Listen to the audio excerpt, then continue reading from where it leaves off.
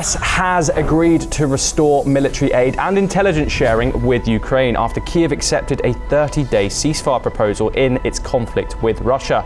The truce, backed in a joint statement after talks in Saudi Arabia, would cover the entire front line and the Black Sea. Ukrainian President Volodymyr Zelensky welcomed the move, while US President Donald Trump expressed hope that Russia would also agree. The US also revived a rare earth minerals deal with Ukraine, aiming to strengthen Ukraine's economy and long-term security. We're now joined by Dr. Sergei Dvorianov, Director of Communication with BCMF, BRICS Culture Media Forum, to discuss this further. Dr. Dvorianov, how does it feel to see the Ukrainians now engaging in positive ways with the US? Marco Rubio says that the ball is now truly in Russia's court in these negotiations.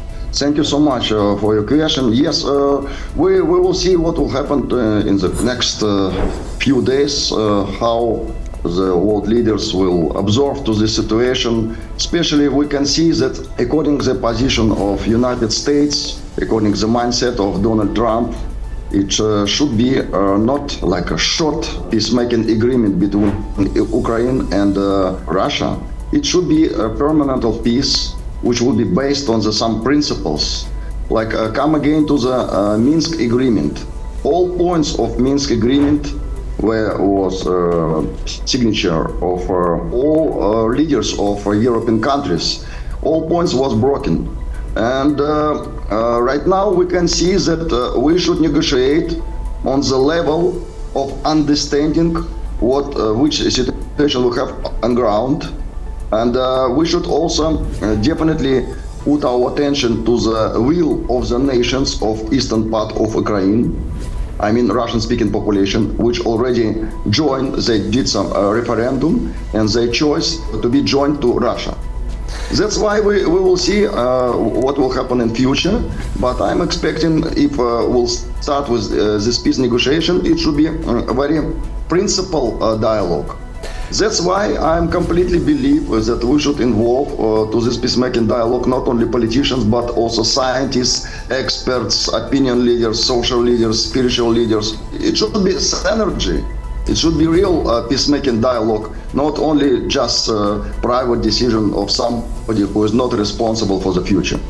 Dr. Dvorianov, we've seen the US, a change in US foreign policy. We've seen the US side with Russia at the UN. Do you expect the US to be on, to have crafted a deal with Ukraine that accepts some of these concessions? What do you expect of of this 30-day truce? And do you think Russia might see some movement in it? First of all, Donald Trump, he already proved, he already confirmed that he's a leader who can break down stereotypes.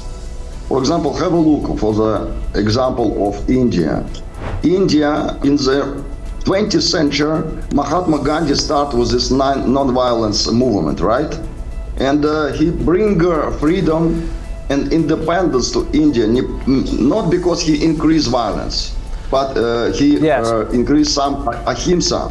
That's why Donald Trump, same mindset, he broke down these stereotypes about Russia.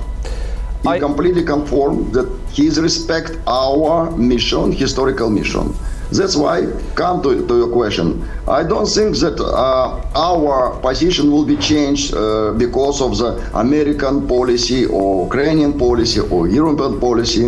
We already announced what we want to do. It's very clear. Yes. And without any double standards, you see? That's why we only just moving to our aim, to our goal. Nothing will change our goal. Ukrainian intelligence sharing with the US has now officially been resumed. Does this mean that a deal is never off the table with Donald Trump, given the sour previous relations that we saw literally a week ago? How does this feel moving forward with Ukraine and US relations? And do you think that these tensions might be repaired in some sort of way? First of all, we can see even the history of America, a lot of presidents were killed, right? That's why it's not something new. That's why for Donald Trump, even still, until now, he has some challenger. This is not opinion, actually. I spoke with my British colleague, and he shared his fear, his thoughts that European politicians, because all of them right now in the conspiracy, they completely afraid that it will be start an investigation about that corruption with supply weapons and others. That's why Donald Trump, of course, he has some opposition inside his country and outside his country. Sometimes he should do some actions like a diplomat. We will see. Of course, military lobby of USA very, very strong. Nobody can refuse this point of reality.